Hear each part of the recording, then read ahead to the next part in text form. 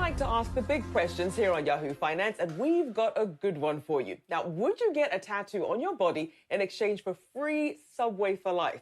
Well, we found someone who was more than willing, and joining us now is James Coons, a fifth-year industrial organizational psychology doctoral student who sat for 5 hours getting that tattoo of the Subway Series logo on his back.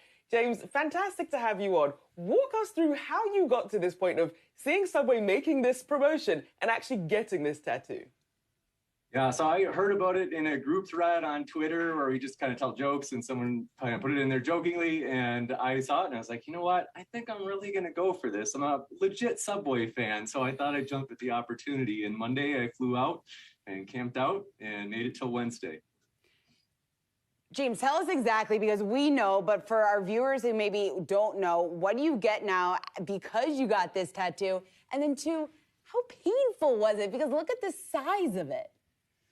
Yeah, I'm thrilled that it is Subway for Life, which is in the form of $50,000 worth of Subway gift cards, which I am thrilled about, really excited. $50,000, is that actually Subway for Life?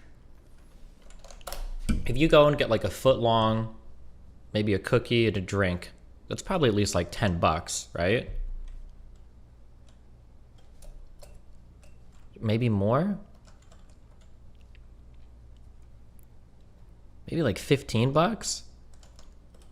So this is like 3,000. So if you got it every day for like 10 years, yeah, actually it's probably Subway.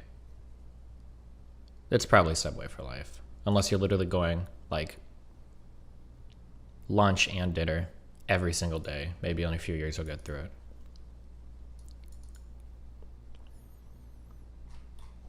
And yes, it was extremely painful. I think I really underestimated how painful it would be. Oh my God, dude.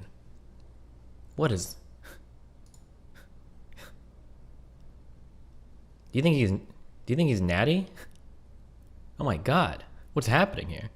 Jesus. Where's Hillshire at?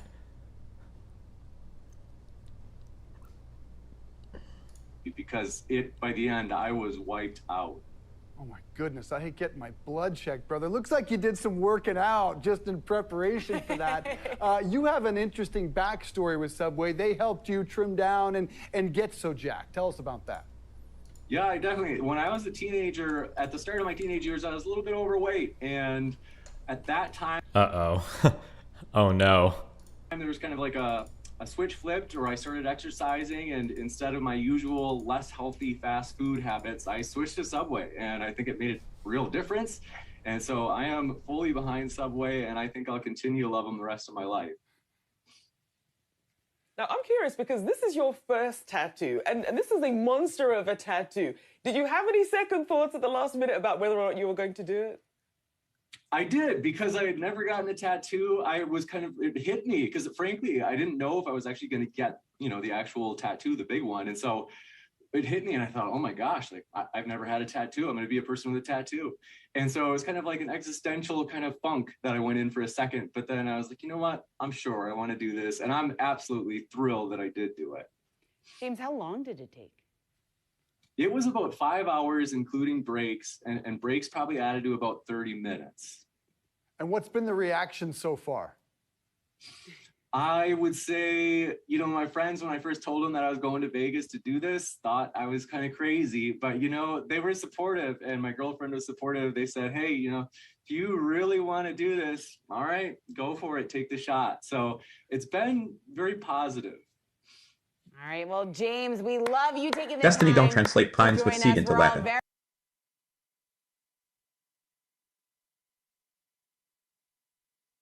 Why is my other computer lagging like crazy? What's going on? Very impressed that you took this leap, your first tattoo ever, and you really went big. James, we wish you all the best. Thanks so much for joining us this afternoon. My pleasure. Thank you very Awesome. much. Did you do it? Awesome. I'd do a 3-inch one of Starbucks or Dunkin', maybe, but I have no tattoos. I'm scared to death of needles. You? Me too. I'm really, really scared. I don't think I would do it for anything. Rochelle? As whistleblowers from the NIH, FDA, and CDC speak out, the COVID narrative is falling apart. Yet those of you who for a long time have suspected we weren't being told the whole truth a conspiracy theorist, right? Hello there, you 5.8 million awakening wonders. Thank you for joining me on this voyage towards truth. We ride upon the waves of your strength, your glory, your optimism. It's you that's going to change the world, not them. You don't need to be frightened anymore. The great power that you've always known within you is being unlocked, and as we unify, the change will come. 5.8 million of us. Can't all be wrong, can we? Probably. I mean, if we were drunk enough or silly enough or distracted or something, perhaps by the mainstream media, who are determined to lay out false and distracting narratives continually, particularly around the issues where clarity and transparency are most necessary. Today, I'm going to be telling you how whistleblowers from the FDA, that's the Food and Drug Administration, the NIH, and the CDC, all have people coming forward to talk to a prominent and respected Johns Hopkins scientist about the way that information has been repressed and mismanaged and mishandled. In this instance, primarily around the recommendation for vaccines for children, but not just that, across the whole scope of this 2-year-long pandemic. And if there's any... Where are my big medical people? I feel like the two biggest stories in medicine right now, I wonder if any of these guys that obsess over the vaccines or misinformation, I wonder if any of these guys talk about it. I feel like it's the challenge to the serotonin theory for depression and the Alzheimer's research. I feel like those are two huge stories in medicine right now. Do you think these people ever talk about that, or are they just like hyper fixated on this one fucking topic? The serotonin thing is non-news, is it? Doubt that there's been any confusion at all. Just look at these statements and see if you can spot any contradiction. You're not going to get COVID if you have This is the one quote that's always wheeled out. It's so crazy to me that, like, when you wheel out a single Trump quote, people are like, you got to look at the context. When you wheel out a single Jordan Peterson quote, you have to read his 7 books. But for this, people always wheel out the same one Joe Biden quote to make it sound like the government was saying that if you get vaccinated, there is 0% chance of ever contracting COVID. It's always the same quote. It's so stupid. And it's funny because these people will simultaneously make fun of Joe Biden for misspeaking all the time. But when he says something like this, like, no, this was the entirety of the U.S. government unifying and coming down to tell you that if you get vaccinated, you will absolutely, like, oh my God. You see your post on the thread about the Alzheimer's debacle?